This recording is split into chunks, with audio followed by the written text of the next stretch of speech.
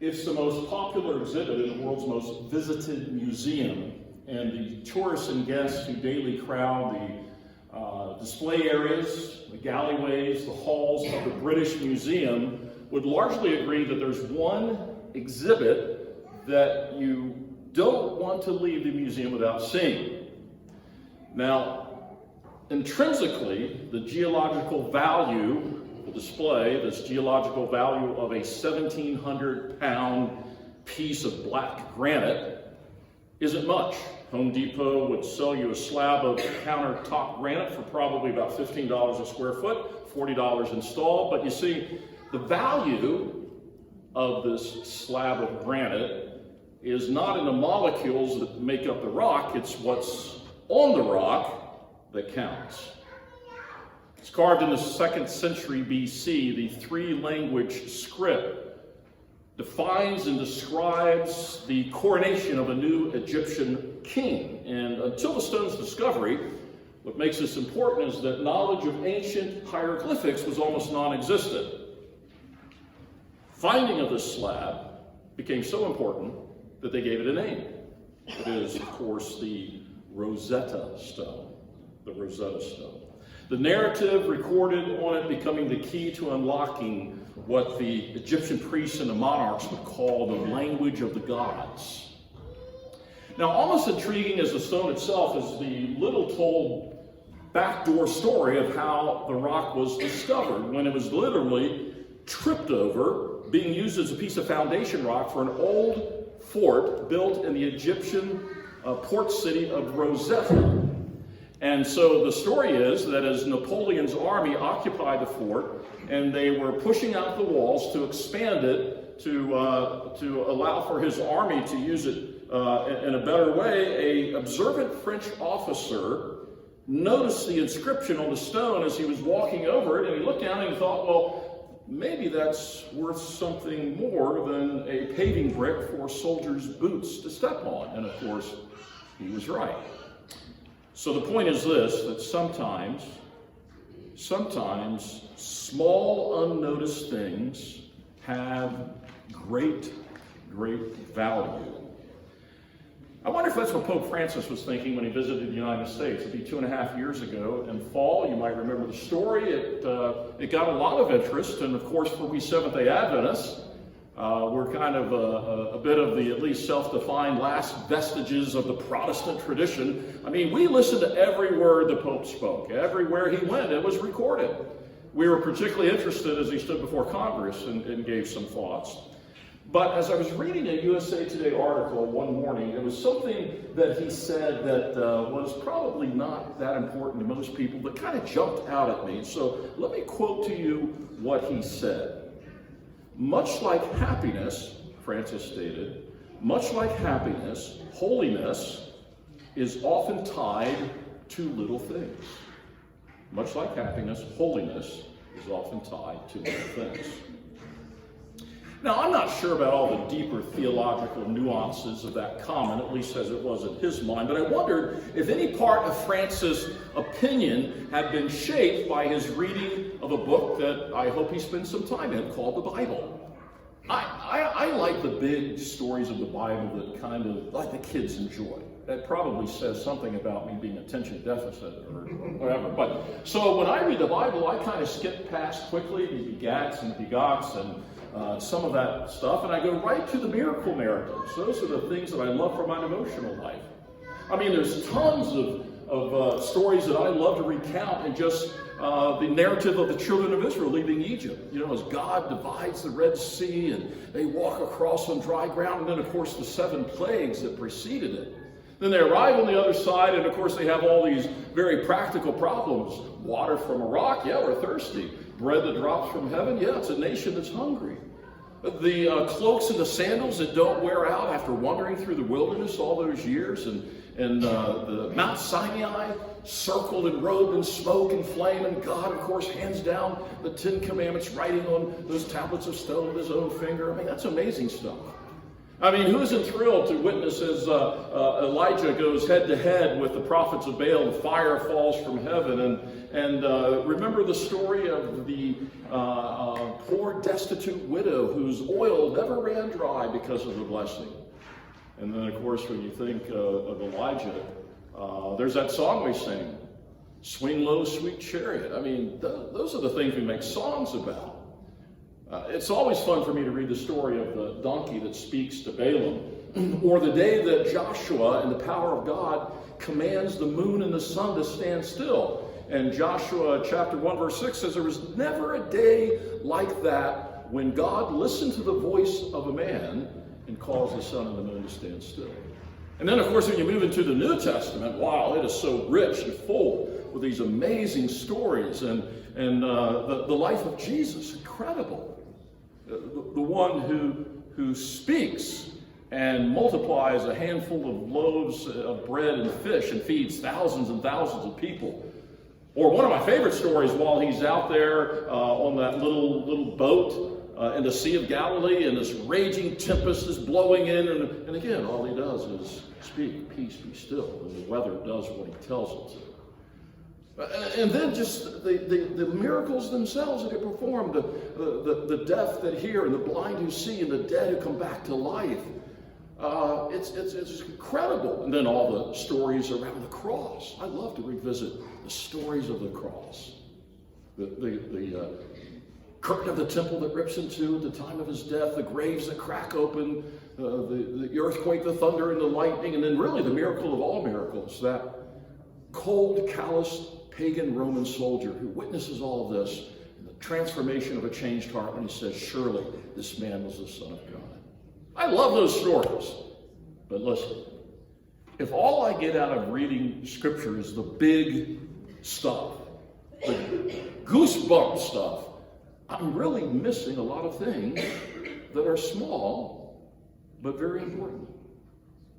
I'm convinced that Jesus spent a lot of time, by choice, defining the kingdom and the building of the glorious kingdom in very small, almost overlooked ways.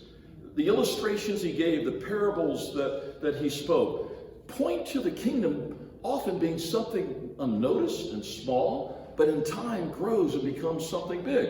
We'll look quickly at a few verses over in the passage that was read earlier. And I'm probably going to go just a little quicker through them. In Matthew chapter 13, there's a whole series of parables throughout that chapter that I call small things that become big.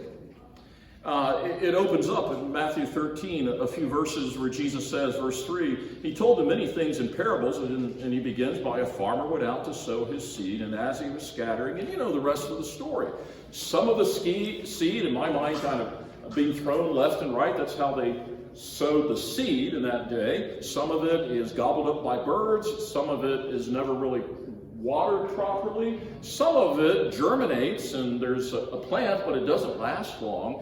And so don't miss the connection. Jesus says the kingdom starts like that, little tiny seeds that in turn, some of them will grow and produce fruit. Staying with the analogy of the farm and seed and crops, if you jump down a little further in that chapter, verse 31, a very famous parable, Jesus says the kingdom of heaven is like a mustard seed.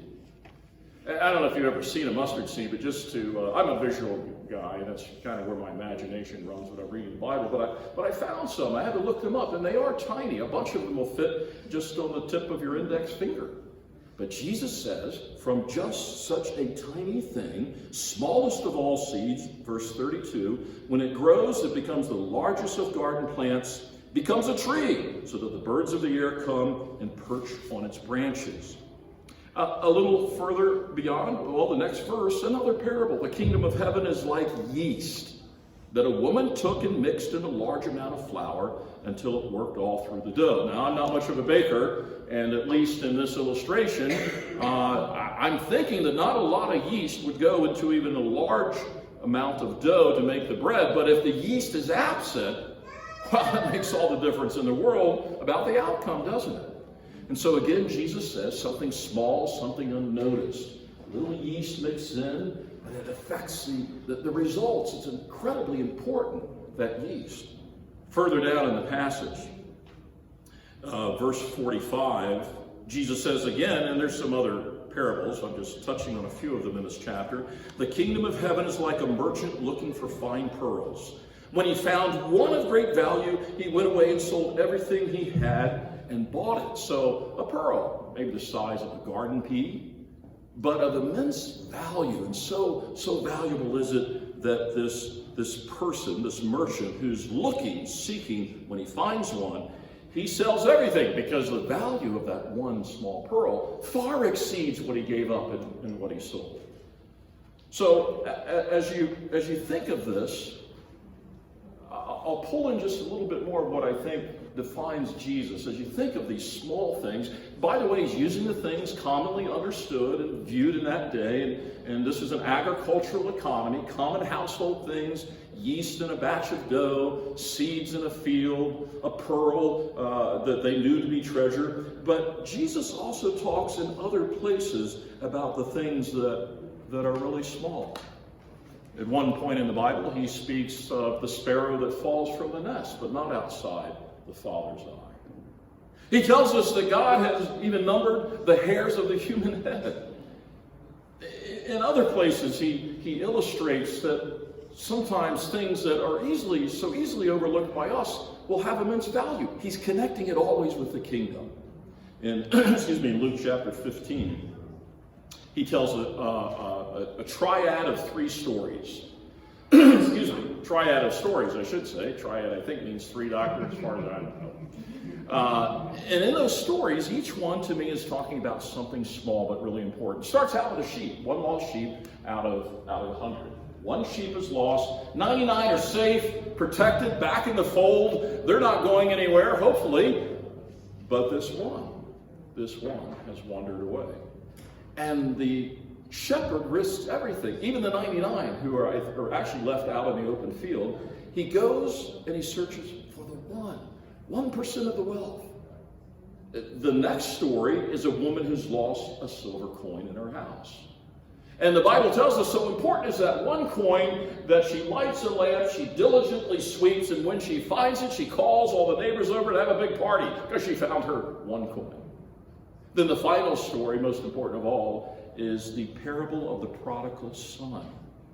And Jesus says that the father, of course he has another son, but this one son, always on his heart, always in his prayers. That one son is lost. And when that one son returns home, the father rejoices, but Jesus is making a bigger point. The kingdom of God rejoices. So what is Jesus trying to say? Well, in those stories, he's telling us that on this planet that's teeming with billions of people, at last count, I think we're around 8 billion, that every single one of them is priceless. Now, that's good news. I can't hear that often enough. In fact, it boggles my mind that not only are the 8 billion people presently on planet Earth really important to Jesus and to God, but all the trillions who lived before us were equally important. I can't get my mind around that, but I rejoice in that. But I think Jesus is saying something more than that. He's probably talking to me because, frankly, I'm someone who's drawn more to the big, to the spectacular, to the charismatic, the heart-stopping performances. I like the flashy stuff, whether it's the Grand Ole Opry or the things that interest me in church. Has anyone ever been bored in church? Don't raise your hand. Of course we have. So we like something that draws us and attracts us. So we like what's the newest, what's the most amazing to in our faith, we who prefer supersized Happy Meals, accompanied with dancing clouds and fireworks and falling confetti, to the simple and to the small. To people like me, disappointed when like every day I can't, like a cliff diving thrill seeker, daily plunge off a dizzying new height, or at least look over the edge at an amazing new view, but have to live life in the trenches where everyone gets hot and dirty and bored.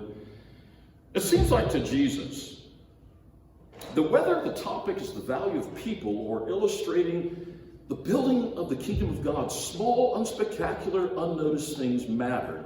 And more than just the parables he told, more than those quaint little lessons of birds that fall from the nest and pearls hidden in a field, Jesus practiced it long before Francis ever said it. The kingdom and holiness is tied to little gestures, like washing 12 pair of dirty disciples' feet, not 11, but 12. Such as enjoying a circle of happy, giggling little children climbing on his lap. A small thing like kneeling in the dirt and the ground in the heat of the afternoon and with his finger writing some words as standing before him as a woman trembling with fear, awaiting the verdict. Little things. Just a few drops of grace spoken in the dry, angry world he lived in. Just a few small things. Conversation with Nicodemus at night. The spoken words of comfort and encouragement that often were just a conversation, a bit here and there. All of these things may be small. Let me get a little more personal as I move to the closing. And I know as excited as you are to hear me say this closing is going to take like 8-9 minutes, so hang in there. It's closing, it's early, we can eat lunch. This closing will take a couple minutes. This started to come together, these thoughts started to come together about 2 years ago when I was on a flight from Nashville to Los Angeles. And I took that flight at the last moment, and it was simply for the purpose of supporting one of our pastors whose father had died, and I elected to go out for the funeral. Now, it seemed like bad timing, but that's the way things happen, right? They're never on your schedule, and they're never convenient, but when you care about someone, that's a small price to pay. So as I got on the plane that day, stressed out about some things I needed to do in my doctoral work, and just, you know, my life's no different than yours. But I need to do this. So as I was on the plane, I'd taken with me a book that I hoped would be good reading, and it was, for the 4.5 hours out there. And the name of the book was A Balm, B-A-L-M, in Gilead. You don't want to board the plane with a B-O-M-B in Gilead. That's going to get you in trouble. So this is a balm. And I was reading it. I was on the inside aisle. I was near the front on this American Airlines flight. And I probably looked stressed. Now, the fact is that even when I'm happy, I look stressed. So this is my stressed look. Here's my happy look. This doesn't change much. But as I think the steward was pretty intuitive. It was an older man, and that's kind of rare on flights. But maybe I looked like I just needed some help. But about 15, 20 minutes into the flight, you get to this cruising altitude, and then American Airlines is going to offer you a snack pack. And I thought to myself, I don't really want to pay $9 for, just a box of munchies. But then the guy beside me across the aisle, he got a box, and I watched him eat his apple slices and put some cheese on his crackers and the nuts and the grapes and the drink. And I thought, I'm feeling a little blah. That might help. So when the steward came by a second time, I said, "Excuse me, sir, I think I would like the snack pack." "Oh, okay, I'll be back in a moment."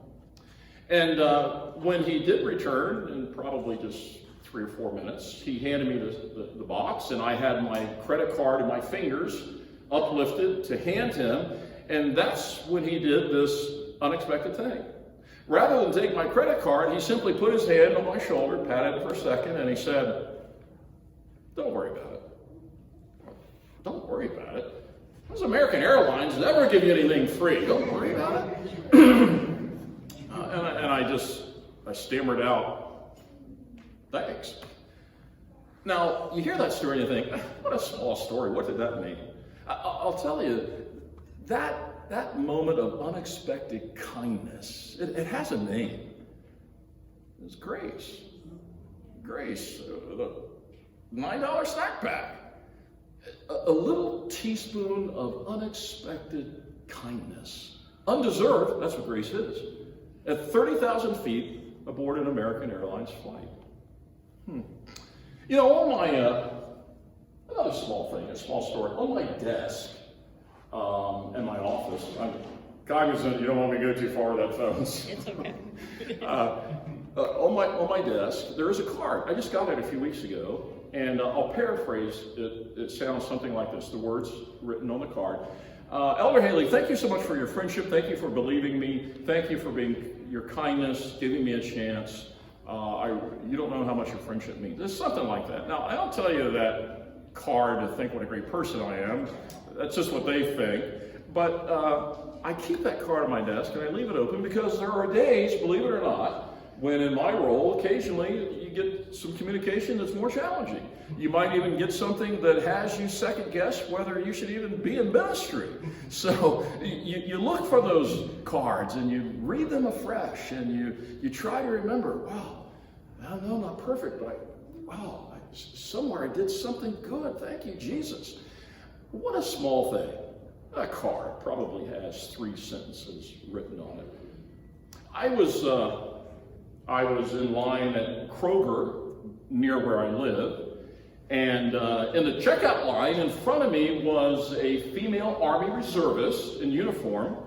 Pretty sure she was Army reservist, probably. In front of her was an elderly lady. Peter, I'm going to say she was easily 50. I can't say that for you. Just kind of take a little shot at it. No, she was older than that. The elderly lady left, and the line, the Army reservist stepped up to have her items scanned, and when she did, the Kroger attendant held up a $20 bill, and she said, "The lady in front of you wanted you to have this. Thank you for your service." And the Army reservist lady said, oh, that's great. I watched that unfold in front of me, and I thought, I'm a Seventh-day Adventist pastor. I'm a conference president. I could have done that. And I didn't. But it's such a small thing. You know, when I was growing up in the dinosaur pre-internet day, I used to love as a kid to read. It still seems like it's a pretty important skill for our kids to learn. It really helped me get through school. I was never going to be like Dr. Blackburn here, ophthalmologist. That wasn't going to happen. I could barely scrape through Algebra 1. But reading helped me develop other skills. So I used to love, my favorite genre was biographies. And I would read these stories of great men that had done wonderful things. Abraham Lincoln and General Douglas MacArthur and Robert Peary, who discovered, or at least I think, the first person to stand on the North Pole. George Washington Carver, the guy who overcame the legacy of slavery and went on to be an incredible inventor and just an incredible guy. So I'd read these stories, and this was an era when, little boys, pardon the exclusive male gender of the stories, but, little boys dreamed of growing up to be great men. And I think they still do. But over time, life changed my perspective on that someday I'd be like them. Someday I'd be great. You start to, early on, you have to trade out your dreams for the realities. And, I got to get through school. I got to find someone who might say yes if I ask them out for a date. That seemed like a really big challenge. After high school, what do I do? Am I going to go to college? Am I going to work for a while? Am I, what then?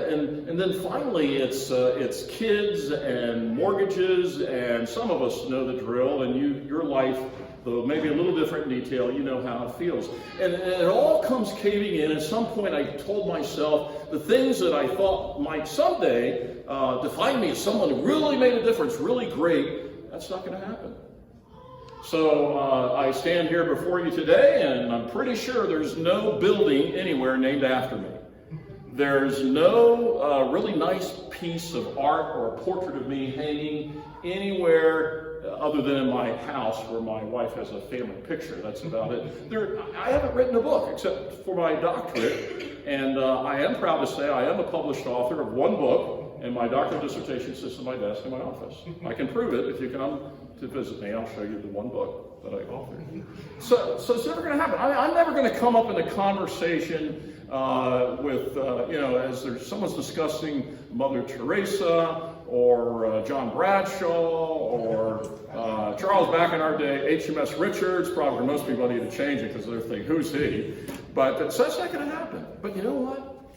It's okay. Because my life, like yours, is composed of a lot of small things that often I'm second guessing and wondering if indeed they really make a difference to anyone. But I think maybe they're okay. Can small things matter? Do small things make a difference? Just ask Elmer Bindiner. Elmer Bindiner was a gunner aboard a B-12 in World War II. Now, at the close of the war, the Allies were going after Germany, and daily there were bombing runs over Germany. On this particular flight, the Tondileo, as the plane was affectionately called, was on a bombing run over Kassel, Germany. And so it wasn't unusual for these B-12s and these flights over the country to catch Nazi anti-aircraft fire. And on this particular mission, the Tondileo caught some flak from Nazi anti-aircraft guns. And to the horror of the crew, and Elmer Bindiner tells the story, they could hear as some of those shells were piercing rightly, they were guessing rightly piercing the metal fuselage of that plane. Now the plane could endure a few hits like that, but what was of more concern, that immediately the pilot and the co-pilot saw that the fuel tanks were starting to drain. It meant that one of those rounds had pierced the fuel tanks. They were able to turn the aircraft back, and with just the last few drops of fuel, able to land it back at the Allied airfield. And when they exited the plane, of course, the crew, so very, very grateful, because they knew that one round striking the fuel tank was usually sufficient to bring the whole plane down. You see, you need to understand that these rounds were designed with an incendiary charge in them, so that when the shell hit the tank, there'd be a little explosive charge. Of course, that would ignite the fuel, and then the plane was turned into a molten wreck of flaming, melting steel and brought it to the ground. But it didn't happen. All the more surprised, the crew learned that not only had one shell hit the fuel tanks, but 11. Incredible. Then the story becomes even more strange. Elmer Bindiner, who recounts what happened, said that the airfield armorers, those military guys charged with this, extracted the rounds from the tank, and that Bon Fox, the captain, who learned of this and then told Bindiner the rest of the story, said when they pulled the rounds out and they examined them, they immediately called in Army intelligence, because each of those 11 rounds were empty of any incendiary charge, each of the 11 rounds empty except for one. And in one of the shells, they found a small rolled up piece of paper upon which was written in hand in the Czech language the words of a Czech munitions factory worker forced by the Nazi regime to work in the munitions factory at gunpoint. And here's what the words said on the paper. It is just a small thing. It's all we can do for now. So you understand, right? And they weren't looking. He passed his rounds down the line without the charge. There's a writer that I like a lot. His name is Steve Sogern, and he says this. I long ago gave up believing that I must do great things. Instead, I've embraced the reality that it's small things done regularly, done well, that will change the world for the better. This is probably the only time you'll hear an Adventist pastor, much less a conference president, quote the Pope in a positive way, but I will. Francis added to the quote I added earlier. He said, the little things we do get lost in the routine of our lives, but they make every day different. Little signs of tenderness, affection, compassion. So here's the point. You know, the small things you do are important. You may feel as if, I don't make much of a difference at all from what I can tell. But is it possible that you could this week write a card, give someone a hug and say, thinking of you and praying for you? Just pray if you can't do anything else. but the little acts of kindness, the gestures you do on behalf of Jesus for others, are the bricks of the kingdom that are being built side by side, one on top of the other. You're adding your bricks to mine, and those combined are making an enormous difference in the work of building the kingdom. So be of good cheer. Do something good this week, something small, and in doing something small, you're going to do something great for Jesus. Let's pray. Lord, thank you that we can contribute to the kingdom. We may not feel as if we've got a lot to offer, but all of us can do something. It may seem small, it may seem unnoticed, it may seem to be perhaps of little value, but it will mean far more than we might ever imagine or realize. And only safely home with you someday will we know the impact of the little things we do. Bless us this week to do little but great things for Jesus in your name.